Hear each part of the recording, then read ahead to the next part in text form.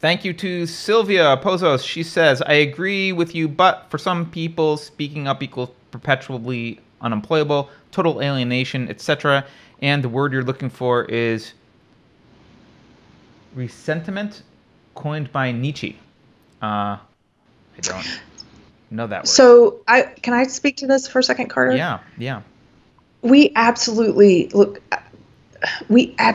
understand. I'm going to speak for both of us. And I'll just speak for me. No, I do also understand that. Yeah. You can throw, I know what you're going to say, I think, and you can throw me in there with that. That's fine. Yeah. The fear is legitimate. It's real. And believe me, and for the past few years that I've been talking about my old belief system, I hear from people all the time, most of them liberals, who are very afraid of saying anything, who know that this leftist authoritarian social justice bullshit is bad, but they are too afraid to speak.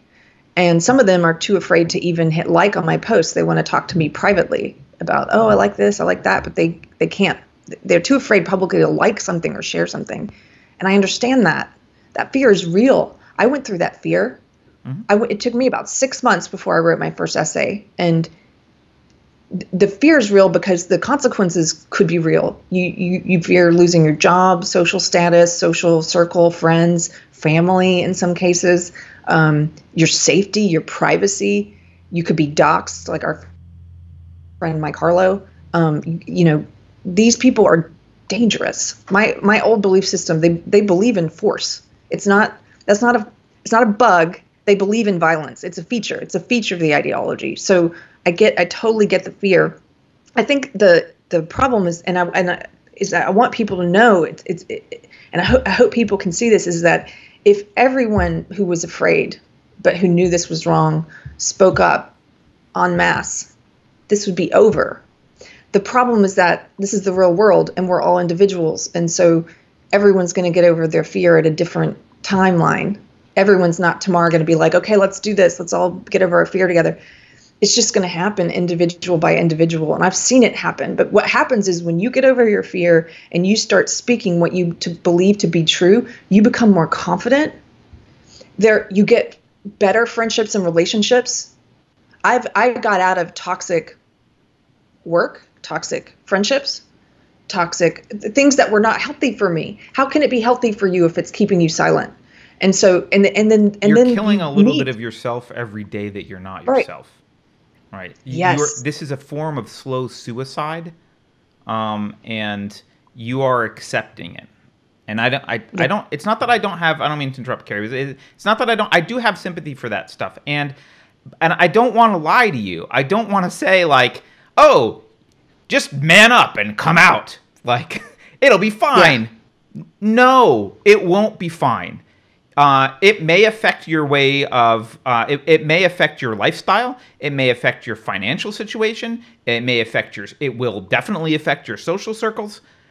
But I am going to say, again, I'm using war analogies today for some reason, but look, your arm is infected with a disease that will kill you. That disease is rampant.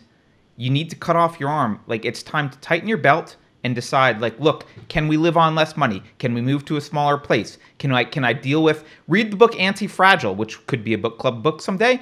Read the book Anti-Fragile.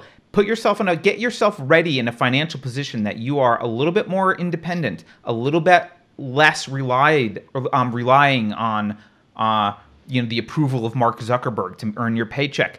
It will hurt. Be prepared for it to hurt. It still needs to be done. It still needs to be done because I believe that I know that you're afraid. And by the way, I'm not chastising you for being afraid. I'm not chastising you for like delaying. I get it. It hurts. But you are facing it's going to hurt much more later. It's going to hurt. If they win, the pain that you're afraid of right now will seem like nothing compared to the pain that you will experience later. Like right? The world that your kids are going to live in is, I can't. I mean, it's literally, again, I don't want to be hyperbolic, but this is the ideology that ends up putting people on boxcars and shooting them in killing fields. That's this ideology. Now, they're not doing that today. No one's saying that they're even saying that, but Is it possible? Let me tell you something. Okay. A lot of people know that my wife grew up in China. She's got still a lot of ties to China. Her family's in China. The older generation, like her parents' generation, lived through the Cultural Revolution. They saw the Cultural Revolution. Now, interestingly enough, obviously, they tried to get their kids to the U.S. They tried to get out of the U.S. Right? They wanted to escape. A lot of them ended up sending their kids here for college or whatever, and their kids are here. Now, in the past few years, so they recognized, by the way, the value of some of there were positive changes in China. Things were being opened up. Obviously, the economy's grown. They got a little bit more freedom. Still authoritarian dictatorship, or not dictatorship, but authoritarianism, but got a little bit more freedom. They recognized a few years ago when Xi started to lock things down, they recognized like, oh, this is bad, and they started telling their kids like, oh, we actually really need to get out of China because the positive progress that's being made is now being pulled back by this guy. This is dangerous, right? So, and they were correct about that. Things did get worse. They were right. But you know what they're saying now to their kids in the U.S., their adult children in the U.S.? You want to guess what they're saying, Carrie? They're saying they're noticing the same signs. They're saying, get the fuck out of the U.S. right now. It's the Cultural Revolution. You are in danger. Get out. We've seen this. Come home to China. It is safer. It sucks. Everything we said about Xi sucks. It's safer. Come the fuck home, please, children. That's what they're saying. That's what they're saying. And they're right. This is the Cultural Revolution. That's what's happening. So make no mistake about it. You're not going to ride this out being silent. You're not going to ride this out in comfort. Your life will change. The question is, do you want to step up and make that change in a way that resonates with who you really are and take ownership of that change? Or do you want to let it happen to you? I'm not going to make that decision for you when you can, and I'm not judging you for being afraid of stepping up and doing something or saying something or being like saying what you believe. But make no mistake about it, you cannot hide forever. You can't. It won't work. And the sooner you take action, the better you'll be long term. I know it's scary. I know it's painful. You may lose your job. Your standard of living may go down. Do it. Yeah. Do it. It's better than getting on a boxcar in 20 years. Yeah. That being said, I do agree with Sylvia in chat who says we need to be understanding of why people aren't doing it or are afraid, and I am. It's just that we still want to make the case. By the way, I'm not picking I totally understand. We just want to make the case because we want to encourage people. I want to encourage people to get past their fear. I'm not judging you for your timeline or when you get past it, what your line is. But I mean, I believe it's better if we get over our fear and stop what is happening. So that's the case I'm going to make. But I don't judge the people who, I heard from someone in academia the other day. I've been hearing from lots of friends in entertainment, people who are afraid to speak. And someone in chat just talked about this 11-year-old on the news crying in the UK because they've got these racial re-educators, and the kid was crying and saying he's afraid of saying the wrong thing and getting in trouble. Re-educators. Re-educators, yeah. You want to go to re-education camp, kid? Yeah. But I definitely, whatever that timeline is, whatever small ways you can get over your fear. It doesn't have to be some big move that you make tomorrow where you go, again, not everybody has to start a podcast or whatever. Not everybody has to join an organization or run for Congress or whatever it is you think you can do. You can just in little ways push back, try and get over your fear in little ways at first. Be the person who says the thing when you're at dinner with friends and somebody says something you don't think is true. Be the person that disagrees with kindness and with grace and ask them to clarify and then explain why you don't agree, but not in a hateful way. Do you know what I mean? Like that helps.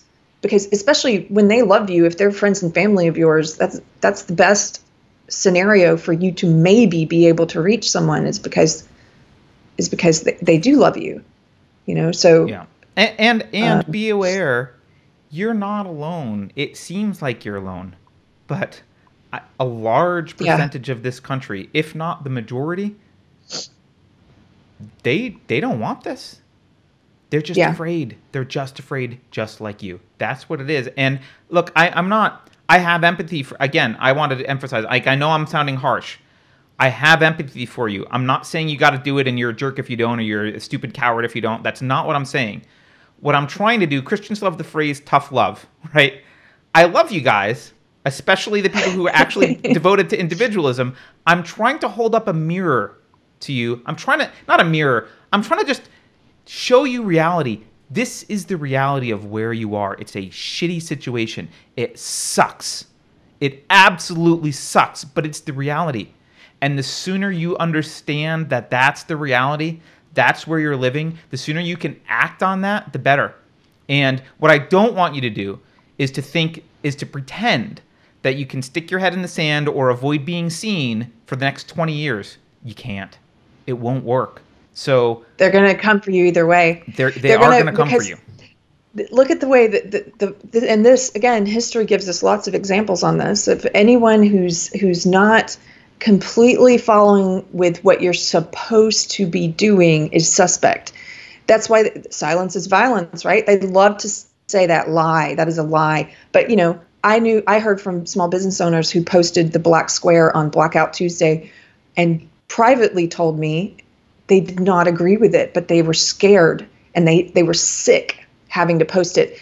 And what they're doing is creating an atmosphere of self-censorship and fear. And this has happened over and over in history, any kind of totalitarianism, where people feel like they have to comply, but they're kind of sick feeling doing it, and they don't do it they make little concessions, but they don't make it entirely. Like one of my friends put the black square but wouldn't put the hashtags, or and they notice that there's something wrong with her. They notice that, and they say there's something wrong. Yes, they will eventually come for you because you are not perfectly engaging in their purity spiral. You are not saying it exactly right. They can tell that there's a part of you that doesn't believe this. They will come for you anyway.